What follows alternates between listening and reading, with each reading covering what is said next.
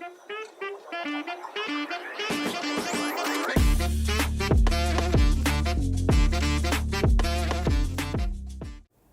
Rama humb personin e zemrës.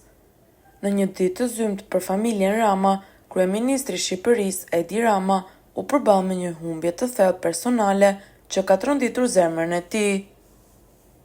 Kushuriri i tij i dashur, me të cilin është rritur si vëlla, ka ndëruar jetë pas një betejë të gjatë me një sëmundje të rëndë. Lajmi i tillë u përhap shpejt, duke prekur jo vetëm familjen Rama, por edhe shumë që e njihnin kushuririn e kryeministrit.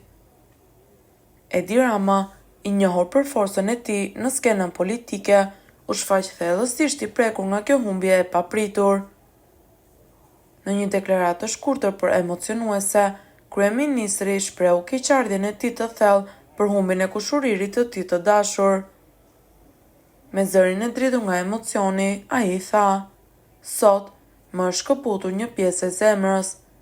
Kushuriri im nuk ishte thjesht një i afërm, por një vëllai i vërtet me të cilin ndava kujtimet më të bukura të fëmijërisë dhe rinisë."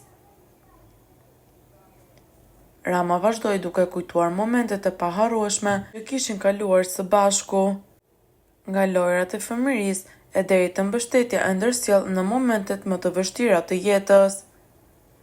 Ai ishte gjithmonë aty për mua, në çdo hap të jetës sime.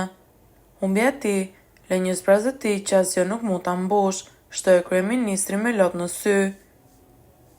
Sëmundja e rëndë që i mori jetën kushuririt të Ramës ishte një betejë e gjatë dhe e vështirë. Pavarësisht përpjekjeve të vazhdueshme mjekësore dhe mbështetjes së familjes, sëmundja përparoi, duke çuar në këtë fund tragjik.